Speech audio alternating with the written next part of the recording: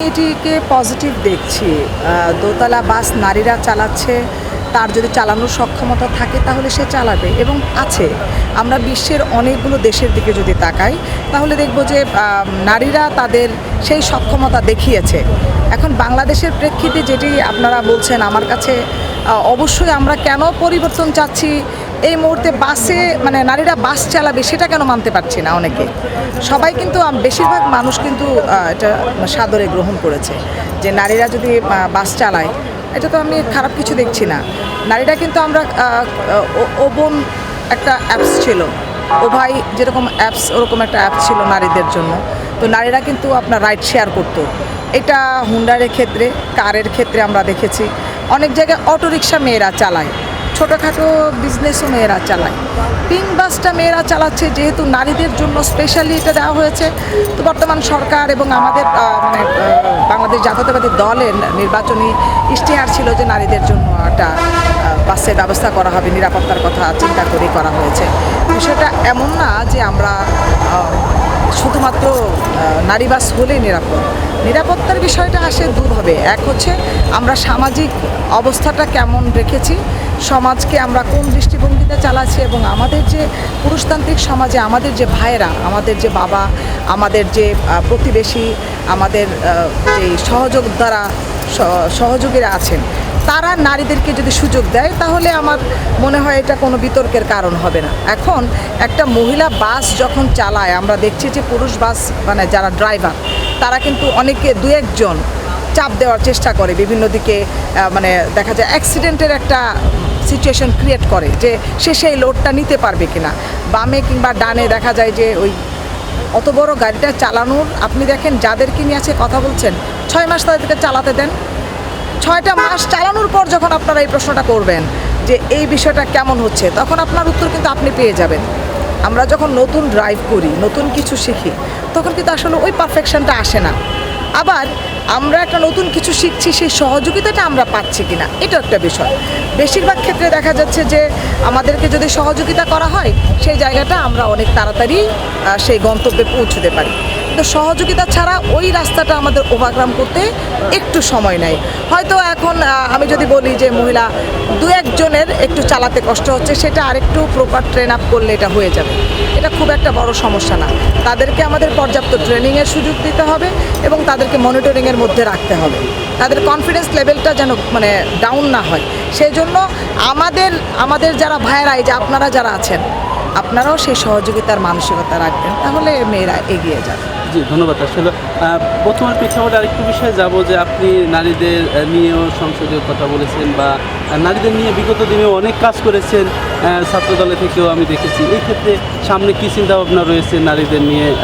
সব কিছু মিলে আলহামদুলিল্লাহ। প্রথমত হচ্ছে আমরা যে একটা পরিস্থিতির মধ্য দিয়ে যাচ্ছিলাম, 17 বছরের সেই নির্যাতন, গুম খুন, তারপর আবার আমরা যদি ইন্টারিম গভর্নমেন্টের 2 বছর, যেটা একেবারেই যেটা দেখা গেছে যে বিভিন্ন জায়গায় মব কালচার সহ অনেক সমস্যা আমাদের নজরে ছিল। কিন্তু যেটা হয়, নির্বাচন হলে একটা গণতান্ত্রিক সরকার আসে, সেই প্রসিডিওরের মধ্য দিয়েই দল চলছে এবং দেশ চলছে, রাষ্ট্র পরিচালিত হচ্ছে।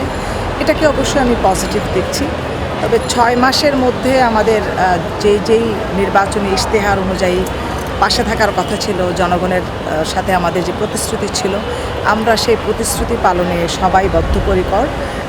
আমাদের প্রধানমন্ত্রী জনাব তারেক রহমানের টিম সেভাবে কাজ করছে এবং আপনারা দেখতে পাচ্ছেন যে তার নেতৃত্বে তিনি মাটিতে পা রাখার পর, প্রধানমন্ত্রী হওয়ার আগ থেকে এই পর্যন্ত বাংলাদেশে পা রাখার পরে কিন্তু তিনি চেষ্টা করছেন যে একটা সুন্দর পরিবর্তন বাংলাদেশকে এনে দেওয়ার, যেটা আগামী প্রজন্মের জন্য সুখকর হবে। প্রথমত হচ্ছে আমরা আজকে এসেছিলাম কেন সেটা জানেন, যে নারী নেতৃত্বে এখন আমাদের এগিয়ে আনা, সেটার জন্য একটা নারী বান্ধব পরিবেশ দিতে হবে। আমরা বিভিন্ন সময় দেখি যে হচ্ছে নারীরা সাইবার বুলিংয়ের শিকার হয়। ডিজিটাল যেই মাধ্যমগুলো আছে, সেগুলো আসলে আমাদের আশীর্বাদ না হয়ে আমাদের জন্য মাঝে মাঝে অভিশাপ হয়ে যায়।